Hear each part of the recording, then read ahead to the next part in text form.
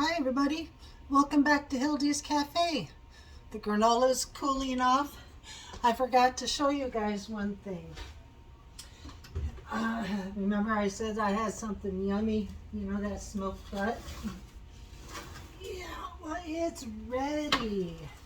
It is yummy. I have to wait for it to cool so I can shred it, but I wanted to show you what it looked like.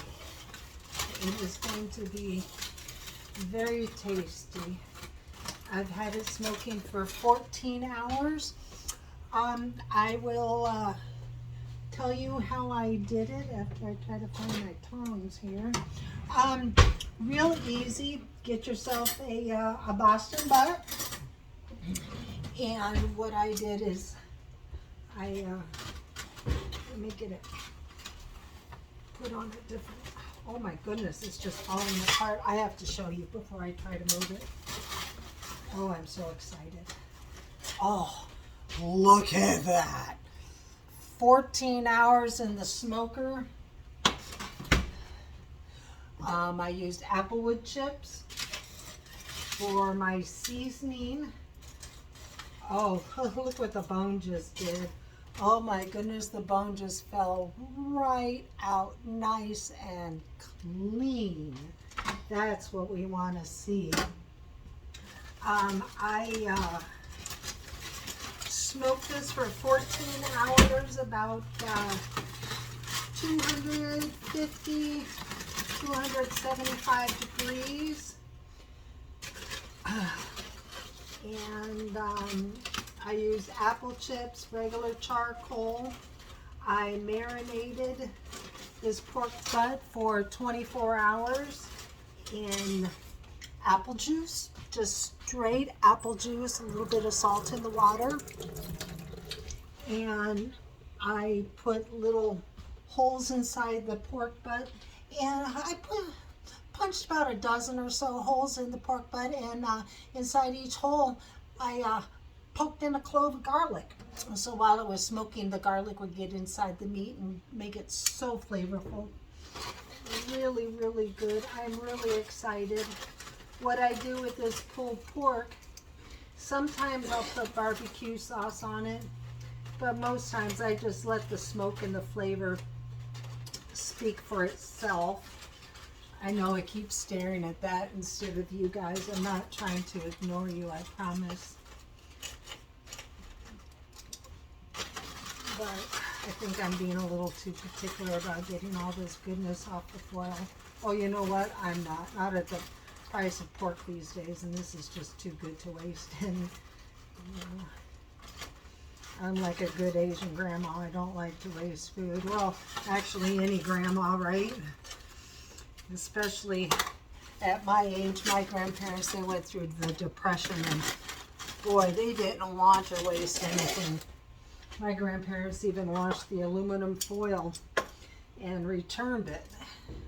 Remember TV dinners that came in aluminum foil? Yeah, they washed that too. Oh, my hands. Oh, and also, I smoked some potatoes with some applewood, and they're really going to be good. And here is the pork. Oh my goodness, it is just falling. Oh my goodness, look at that. It is just falling apart. Oh my goodness. And that bone is just so clean. And I ran out of charcoal. I ran out of energy yesterday, so I pulled it off about 9 p.m. and then I just finished it off in the oven while I was making the granola. It didn't affect the flavor or the texture. It just kind of cheated. I was tired of being cold. You know, 4 days of being cold kind of takes a toll on somebody. So what I do with these potatoes, I smoke the potatoes. You fix it like you would an ordinary potato, butter, salt, pepper, and then you throw yourself a little bit of cheese, and then some sour cream, and then a whole pile of pulled pork, and that is called a bodado.